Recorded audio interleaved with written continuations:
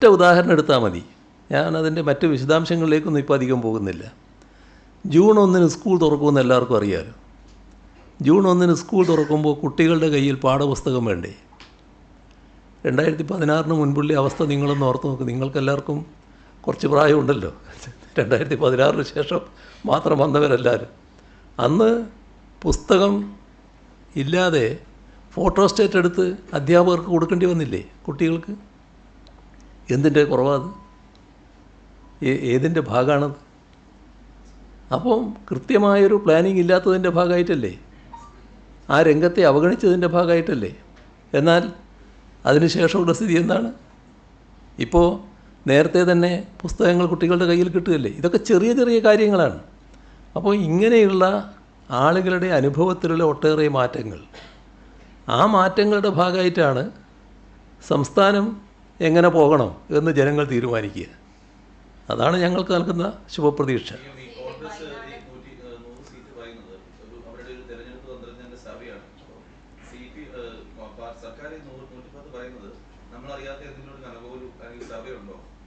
അല്ല, ഞങ്ങൾക്ക് കരകൂലൊന്നുമില്ല. ഞങ്ങൾക്ക് ജനങ്ങൾ തന്നെയാണല്ലോ ഞങ്ങളുടെ കരകൂലും എല്ലാ കാലത്തും. ആ ജനങ്ങൾ ഞങ്ങൾ ഇത്തരം കാര്യങ്ങളിൽ സ്വീകരിക്കുന്ന നിലപാട് അത് വെറും ഈ പ്രചരണങ്ങളെ മാത്രം അടിസ്ഥാനപ്പെടുത്തിയുള്ളതല്ല, അവരുടെ അനുഭവത്തെ കൂടി അടിസ്ഥാനപ്പെടുത്തിയാണ്. അതാണ് ഞാൻ പറഞ്ഞത്. ആ നില വരുമെന്ന് തന്നെയാണ് ഞങ്ങൾ പ്രതീക്ഷിക്കുന്നത്.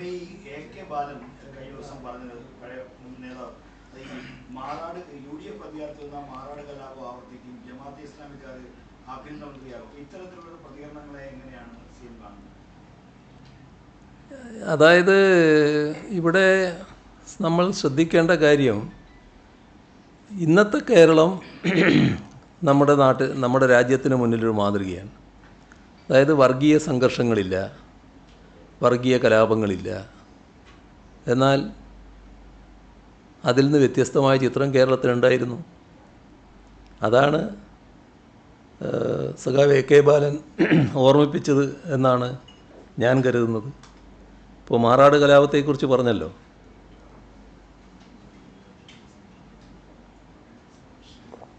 അതിനിഷ്ഠുരമായ ഒരു കലാപമായിരുന്നല്ലോ അത്.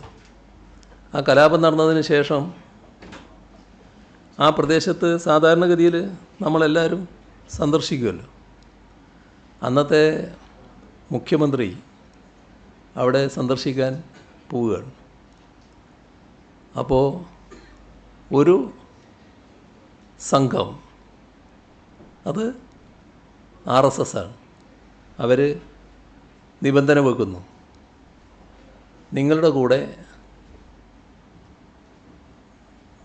കൂട്ടത്തിൽ ഇപ്പോഴുള്ള മന്ത്രി വരാൻ പാടില്ല.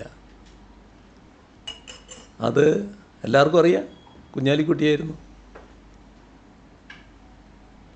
കോഴിക്കോട് ഗസ്റ്റ് ഹൗസിൽ AK ആൻ്റണി അങ്ങോട്ട് പോകുമ്പോൾ കുഞ്ഞാലിക്കുട്ടിയെ കൂടെ കൂട്ടിയില്ല. ഇവരുടെ അനുവാദം വാങ്ങിക്കൊണ്ട് പോകുന്ന അവസ്ഥയാണ് ഉണ്ടായത്. എന്താണത് കാണിക്കുന്നത്?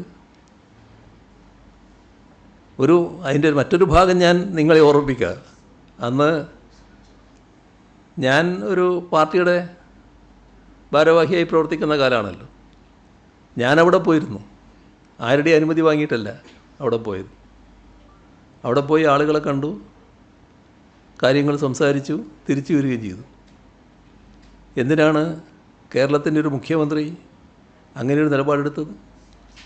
അതാണ് UDFൻ്റെ രീതി. UDF വർഗീയതയെ എങ്ങനെ സമീപിക്കുന്നു എന്നുള്ളതാണ് പ്രശ്നം. അതിൻ്റെ ഒരു ഉദാഹരണമാണ് അവിടെ കാണാൻ കഴിയുന്നത്. UDFൻ്റെ നിലപാടുകളുടെ ഭാഗമായാണ് വർഗീയ പ്രശ്നങ്ങൾ ആളിക്കത്തുന്ന നിലയുണ്ടായത്, വർഗീയ സംഘർഷങ്ങൾ വ്യാപിച്ചത്. വർഗീയ സംഘർഷങ്ങളെ നേരിടുന്നതിൽ കൃത്യതയാർന്ന നിലപാട് അന്ന് UDFന് സ്വീകരിക്കാൻ കഴിഞ്ഞിരുന്നില്ല. അതേ വർഗീയ ശക്തികൾ നമ്മുടെ കേരളം വിട്ടുപോയിട്ടൊന്നുമില്ല കേട്ടോ, കേരളത്തിൽ ഇപ്പോഴും ഉണ്ട്. പക്ഷേ അവർക്ക് അഴിഞ്ഞാടാൻ കഴിയുന്നില്ല. അവർ തലപൊക്കാനുള്ളൊരു ശ്രമം നടത്തിയാൽ, അതിൻ്റേതായ നീക്കങ്ങൾ ഉണ്ടായാൽ കർക്കശമായ നടപടികളിലൂടെ നേരിടുന്നതാണ് ഇന്നത്തെ സർക്കാർ രീതി.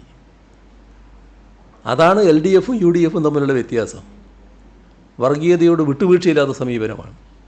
ഏത് വർഗീയത എന്ന പ്രശ്നമേ ഇല്ല. ഏത് വർഗീയതയായാലും നാടിനാപത്താണ് എന്ന നിലയാണ് പൊതുവെ സ്വീകരിച്ചു പോകുന്നത്.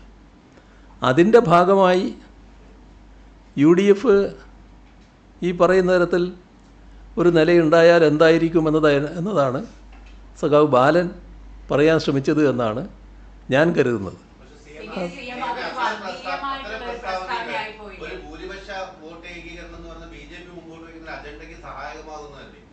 കേരളത്തിൻ്റെ അനുഭവം ചൂണ്ടിക്കാണിക്കുന്നത് എങ്ങനെയാണ് ഭൂരിപക്ഷ വോട്ട് കേന്ദ്രീകരിക്കലാവുക? അത് ഒരു ന്യൂനപക്ഷ വർഗീയതയുടെ ഭാഗമായി നിലകൊള്ളുന്ന ജമാഅത്തെ ഇസ്ലാമിയുടെ പ്രചരണ രീതിയാണ്. ആ പ്രചരണത്തിലൂടെ അവരുദ്ദേശിക്കുന്നത് ഞങ്ങൾക്കെതിരെ എന്തെങ്കിലും പറഞ്ഞാൽ അത് ഭൂരിപക്ഷ വർഗീയതയുടെ പ്രകടനമാണ് എന്ന് സ്ഥാപിക്കലാണ്.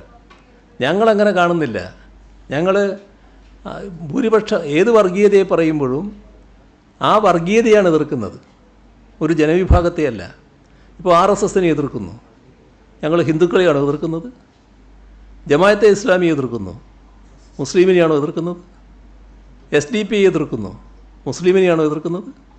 അപ്പോൾ വർഗീയ നിലപാടുകൾ സ്വീകരിക്കുന്നവരാരാണോ അവരെ ഞങ്ങൾ എതിർക്കുന്നു.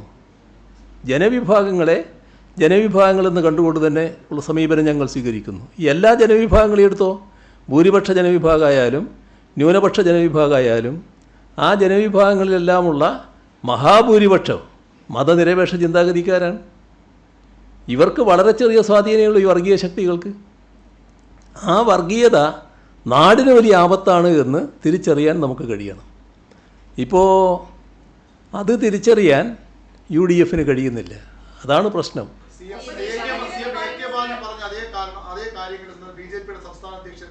രാജീവ് ചന്ദ്രശേഖരൻ പറഞ്ഞു കോൺഗ്രസിനെയും മുസ്ലിം ലീഗിനെയൊക്കെ നിയന്ത്രിക്കുന്നത് ജമാഅത്തെ ഇസ്ലാമിയാണ്. അതെങ്ങനെ സാധിക്കും? അത് ജനങ്ങളോട് പറയുമെന്ന് അവരും പറയുന്നു. രണ്ടും ഒരേ ശബ്ദമാണ്, ഒരേ ന്യായമാണ് പറയുന്നത്. രാജീവ് ചന്ദ്രശേഖർ പറയുന്നതും ഞങ്ങൾ പറയുന്നതും ഒരേ ശബ്ദമല്ല. ഞങ്ങൾ പറയുന്നത് തീർച്ചയായും കേരളത്തിലെ മതനിരപേക്ഷത ശക്തിപ്പെടുത്താനാണ്. മതനിരപേക്ഷത ശക്തിപ്പെടുത്തുന്ന കാര്യത്തിൽ ഒരു ഘട്ടത്തിലും BJPക്കോ രാജീവ് ചന്ദ്രശേഖരനോ താല്പര്യമില്ല എന്നുള്ളത് നമുക്കറിയാം. മതനിരപേക്ഷതയിലൂടെ മാത്രമേ പൊതുവെ വർഗീയതയെ നേരിടാനാവൂ. ഇവിടെ ഏത് വർഗീയ ശക്തിയും സ്വീകരിക്കുന്ന സമീപനം അത് മറ്റ് മതവിഭാഗങ്ങളെ ശത്രുക്കളായി കണ്ടുകൊണ്ടുള്ളതാണ്. അപരമത വിദ്വേഷം വളർത്താനുള്ള ശ്രമങ്ങൾ വർഗീയ ശക്തികൾ നടത്തുന്നുണ്ട്. അതിനെയെല്ലാം ശരിയായ രീതിയിൽ തുറന്നു കാണിക്കാനും കൃത്യതയാർന്ന നിലപാട് സ്വീകരിച്ചു പോകാനും നമുക്ക് കഴിയേണ്ടതായിട്ടുണ്ട്. നാട്ടിൽ മതനിരപേക്ഷതയും സമാധാനവും പുലരുക എന്നത് ഏറ്റവും പ്രധാനമാണ്. നമ്മുടെ വർഗീയത വെച്ച് രാഷ്ട്രീയ നേട്ടമുണ്ടാക്കാൻ ശ്രമിക്കുന്ന ചിലരെല്ലാം കേരളത്തിലും രാജ്യത്തുമുണ്ട് നമുക്കറിയാലോ. അവർ ഇടയ്ക്കിടെ നിലപാട് മാറ്റാറുണ്ട്. ഞങ്ങൾ ആ ഗണത്തിൽപ്പെട്ടവരല്ല. ഞങ്ങൾക്ക് ഒരേ നിലപാടേ ഉള്ളൂ. ഇപ്പോൾ പഴയ ഒരു കോൺഗ്രസിൻ്റെ സിംല സമ്മേളനമില്ലേ, ആ സമ്മേളനത്തിന് ശേഷം കേരളത്തിൽ തിരിച്ചെത്തിയ അന്നത്തെ മുഖ്യമന്ത്രി AK ആൻ്റണി പറഞ്ഞ കാര്യങ്ങൾ ഇപ്പോഴും ആളുകളുടെ മനസ്സിലുണ്ടാവുമല്ലോ. അത് പറഞ്ഞതെന്തായിരുന്നു? കേരളത്തിൽ ന്യൂനപക്ഷങ്ങൾ സംഘടിതരാണ് എന്ന് പറഞ്ഞുകൊണ്ട് എന്തെല്ലാം വിദ്വേഷം ജനിപ്പിക്കുന്ന വാക്കുകളാണ് അദ്ദേഹത്തിൻ്റെ ഭാഗത്തുനിന്നുണ്ടായത്. ന്യൂനപക്ഷം സംഘടിത ശക്തി ഉപയോഗിച്ചുകൊണ്ട് ഗവൺമെൻറ്റിൽ നിന്ന് കൂടുതൽ ആനുകൂല്യങ്ങൾ നേടുന്നു. അന്ന് മുഖ്യമന്ത്രി പറഞ്ഞതാണത്. കൂടുതൽ വിലപേശൽ നടത്തുന്നു. ആക്ഷേപം അന്നത്തെ മുഖ്യമന്ത്രി ഉന്നയിച്ചതാണ്. ഇത്തരത്തിലുള്ള ആക്ഷേപം ഇതര സമുദായങ്ങൾക്കുണ്ട് എന്നും അദ്ദേഹം പ്രഖ്യാപിക്കുകയുണ്ടായി. ഇതെല്ലാം പറഞ്ഞുകൊണ്ടാണ് അന്ന് അദ്ദേഹം തൻ്റെ തീരുമാനം രാജി പ്രഖ്യാപിച്ചതെന്ന് ഓർക്കണം. ഇപ്പോൾ മാറാട് അന്വേഷണ കമ്മീഷൻ റിപ്പോർട്ടുകൾ സർക്കാർ വീണ്ടും പുറത്തു വിടണം എന്ന് അടുത്ത ഘട്ടത്തിൽ ശ്രീ ആൻ്റണി വാർത്താ സമ്മേളനത്തിൽ ആവശ്യപ്പെട്ടതായി കണ്ടു. നമ്മളിതിൽ ഓർക്കേണ്ട ഒരു കാര്യം, രമേശ് ചെന്നിത്തല KPCC പ്രസിഡൻ്റായ കാലം, ആ ഘട്ടത്തിൽ CK ഗോവിന്ദൻ നായർ അനുസ്മരണ പരിപാടി നടക്കുകയാണ്. ആ പരിപാടിയിൽ അദ്ദേഹം പ്രസംഗിച്ചത് മലബാറിൽ 2 or 3 സീറ്റ് മുസ്ലിം ലീഗിന് കൊടുക്കുന്നത് ഭാവിയിൽ മുസ്ലിം ലീഗ് കൂടുതൽ സീറ്റ് ആവശ്യപ്പെടുന്നതിന് വഴി തെളിയിക്കും എന്ന് പറഞ്ഞുകൊണ്ട് അതിനെതിരെ ശക്തമായ നിലപാട് സ്വീകരിച്ച നേതാവാണ് CK ഗോവിന്ദൻ നായർ എന്നായിരുന്നു. ഇത് രമേശ് ചെന്നിത്തല തന്നെ ആ ഘട്ടത്തിൽ പറഞ്ഞതാണ്. CK ഗോവിന്ദൻ നായർ പറഞ്ഞ കാര്യം അക്ഷരം പ്രതി ശരിയാണെന്ന് പിൽക്കാലത്ത് കേരള രാഷ്ട്രീയം തെളിയിച്ചിട്ടുണ്ട്. അതാരാ പറഞ്ഞ്? അതും അന്ന് രമേശ് ചെന്നിത്തല തന്നെ കൂട്ടത്തിൽ പറഞ്ഞ കാര്യമാണ്. വർഗീയ ശക്തികളുമായും സാമുദായിക സംഘടനകളുമായും കോൺഗ്രസ് പുലർത്തേണ്ട ബന്ധം, ആ ബന്ധത്തിന് ഒരു ലക്ഷ്മണരേഖ വേണം എന്നുള്ള CK ഗോവിന്ദൻ നായരുടെ പ്രസ്താവനയെ ഒരു KPCC പ്രസിഡന്റ് എന്ന നിലയിൽ അന്ന് ഉയർത്തിപ്പിടിക്കുകയാണ് രമേശ് ചെന്നിത്തല ചെയ്തത്. അതേ രമേശ് ചെന്നിത്തലയാണ് ഇപ്പോൾ ജമാഅത്തെ ഇസ്ലാമിയെ UDFൽ അണിനിരത്തുന്നതിന് നേതൃസ്ഥാനത്തുള്ളത്.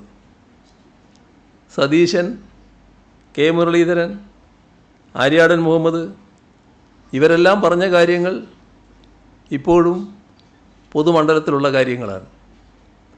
5ാം മന്ത്രിസ്ഥാനം വലിയ വിവാദമായി വന്നത് നമുക്കെല്ലാം ഓർമ്മയുള്ള കാര്യമാണല്ലോ.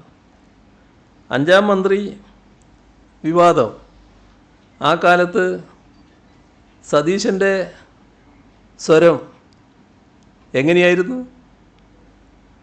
അദ്ദേഹം പറഞ്ഞ കാര്യം 5ാം മന്ത്രിസ്ഥാനം മുസ്ലിം ലീഗിന് രാഷ്ട്രീയമായി ലാഭമാണോ നഷ്ടമാണോ ഉണ്ടാക്കിയതെന്ന് മുസ്ലിം ലീഗിൻ്റെ നേതൃത്വം ചിന്തിക്കണം.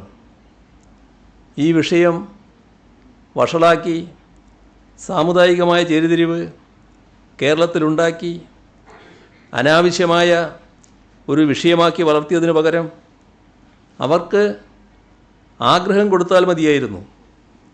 അപക്വമായ തീരുമാനങ്ങളാണ് നാം എടുത്തത്. സതീശൻ്റെ വാക്കുകളാണ്. ഭരണപരമായ പക്വത നാം ഈ കാര്യത്തിൽ കാണിച്ചിട്ടില്ല എന്ന് പറഞ്ഞത് തെറ്റാണോ? ഇത് ഏതെങ്കിലും രഹസ്യ സംഭാഷണത്തിൽ പറഞ്ഞതല്ലല്ലോ. പരസ്യമായി സതീശൻ പ്രസംഗിച്ച കാര്യമാണല്ലോ. മലബാറിൽ പുതിയ 33 സ്കൂളുകൾ തുറക്കാൻ UDF സർക്കാർ തീരുമാനിക്കുകയുണ്ടായി. അപ്പോൾ VD സതീശൻ്റെ പ്രതികരണം ഉണ്ടായിരുന്നു. എങ്ങനെയായിരുന്നു അത്? കേരളത്തിലെ സാമൂഹ്യ പശ്ചാത്തലം നോക്കി വേണം സ്കൂളുകൾ അനുവദിക്കേണ്ടത്. മലബാറിന് അനുവദിച്ച 33 സ്കൂളുകൾ ഭൂരിപക്ഷ സമുദായത്തിൻ്റെ കൺസോളിഡേഷൻ ഉണ്ടാക്കും എന്നുമാണ് അന്ന് പ്രസംഗിച്ചത്. ജമാഅത്തെ ഇസ്ലാമി ഇപ്പോൾ മതരാഷ്ട്രവാദം ഉന്നയിക്കുന്നില്ല എന്ന് പറഞ്ഞതും ഇതേ സതീശൻ തന്നെയാണ്. സതീശന് മറുപടിയായി തങ്ങൾ മതരാഷ്ട്രവാദം ഉപേക്ഷിച്ചിട്ടില്ല എന്ന് വ്യക്തമാക്കിയത് ജമാഅത്തെ ഇസ്ലാമിയുടെ മുൻ അമീറായ TK അബ്ദുള്ളയാണ്. ജനാധിപത്യം പറയുന്നത് ജീവിക്കാൻ വേണ്ടിയാണ് എന്നാണ് അദ്ദേഹം പറഞ്ഞത്. നമ്മുടെ നാടിൻ്റെ ചരിത്രം നമ്മൾ ഓർക്കേണ്ടതാണ്. തരാതരം പോലെ വർഗീയത കളിക്കുകയും അത് മൂടിവെക്കാൻ നല്ല വിള ചമയുകയും ചെയ്യുന്നവരാണ് കോൺഗ്രസ് നേതാക്കൾ. അതാണ് യഥാർത്ഥ പ്രശ്നം. ഞങ്ങൾ ഓരോ ഘട്ടത്തിൽ ഓരോ നിലപാടല്ല, സ്ഥായിയായ നിലപാടാണ്. വർഗീയതയുമായി ബന്ധമില്ല. മതനിരപേക്ഷതയുടെ ഭാഗത്ത് ഉറച്ചു നിൽക്കും. വർഗീയതയെ വിട്ടുവീഴ്ചയില്ലാതെ എതിർക്കും. ഏത് വർഗീയതയായാലും എതിർക്കും. ഇതാണ് ഞങ്ങളുടെ സ്ഥായിയായ നിലപാട്.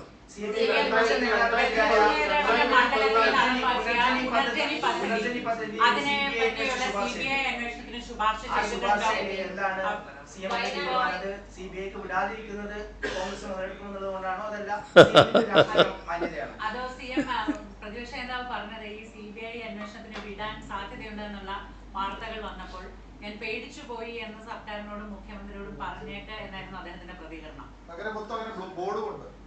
അതിടക്കിടക്ക് പറയുന്നതായിട്ട് കേടുന്നുണ്ട്. എന്താ എന്താ അതുകൊണ്ട് ഉദ്ദേശിക്കുന്നത്? എന്താ അതെയാ. അപ്പോൾ ഏതായാലും അതിൻ്റെ നിയമപരമായ കാര്യങ്ങൾ പരിശോധിക്കുക എന്നുള്ളത് മാത്രമേ ഉള്ളൂ. ഇപ്പോൾ അതിനെപ്പറ്റിയൊന്നും പ്രത്യേകിച്ച് പറയാനില്ല. നമ്മുടെ സമയം ഏകദേശം കഴിഞ്ഞിരിക്കുകയാണല്ലോ. എല്ലാം വിടുകയാതിരിക്കുമോ എന്നുള്ളതല്ല പ്രശ്നം. അതിൻ്റെ നിയമപരമായ പരിശോധനകൾ നടക്കണ്ടേ? ആ പരിശോധനകൾ നടക്കട്ടെ. എന്നിട്ട്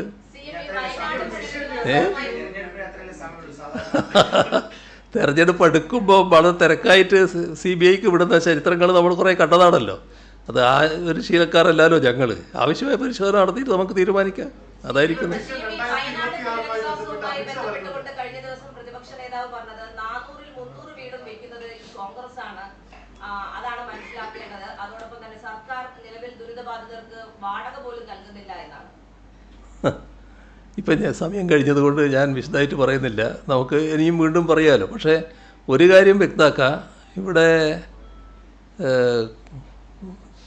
കോൺഗ്രസിൻ്റേതായി ഏതെങ്കിലും വീടുകൾ പണിയാൻ ആരംഭിച്ചു എന്നുള്ളത് ഇതേവരെ ശ്രദ്ധയിൽപ്പെട്ടിട്ടില്ല. അത് ഉണ്ടെങ്കിൽ അദ്ദേഹം പറയുന്നത് നല്ലതാണ്. കർണാടക സർക്കാർ മാത്രമല്ല, നിരവധി സംസ്ഥാന സർക്കാരുകൾ, തമിഴ്നാട്, ആന്ധ്ര, അങ്ങനെയുള്ള വിവിധ സർക്കാരുകൾ നമുക്ക് ഫണ്ട് നൽകിയിട്ടുണ്ട്. അത് അവിടെയുള്ള പുനരധിവാസത്തിന് വേണ്ടി ഉപയോഗിക്കാനുള്ളതാണ്. അതെല്ലാം സംസ്ഥാന സർക്കാരുകൾ ചെയ്യുന്നതാണ്. അതിലേതെങ്കിലും ഒരു സർക്കാർ കോൺഗ്രസ് നേതൃത്വത്തിലുള്ളതാണ് എന്നുള്ളത് കൊണ്ട് കോൺഗ്രസ് പാർട്ടിയുടെ ഫണ്ടായിട്ട് അതിനെ കണക്കാക്കാൻ പറ്റില്ല. അത് സംസ്ഥാനം തരുന്ന ഫണ്ടായിട്ട് മാത്രമേ കണക്കാക്കാൻ പറ്റൂ. ഏതായാലും ഇവിടെ കോൺഗ്രസ് പ്രഖ്യാപിച്ച വീടുകളുമായി ബന്ധപ്പെട്ട് ഒരു വീടും ഇതേവരെ പണി ആരംഭിച്ചതായി കണ്ടിട്ടില്ല. യൂത്ത് കോൺഗ്രസും ഉടനെ പ്രാവർത്തികമാക്കുമെന്ന് പറഞ്ഞിരുന്നു. അതും ഇതേവരെ കണ്ടിട്ടില്ല. അതേസമയം മറ്റൊരു യുവജന സംഘടനയായ DYFI അവർ 100 വീട് പൂർത്തിയാക്കാനുള്ള പണം നേരത്തെ തന്നെ സർക്കാരിനെ ഏൽപ്പിച്ചിട്ടുണ്ട്. അതൊക്കെ പരസ്യമായി പറഞ്ഞ കാര്യങ്ങളാണ്. ബാക്കി കാര്യങ്ങൾ നമുക്ക് അടുത്ത ഘട്ടത്തിൽ കാണാം.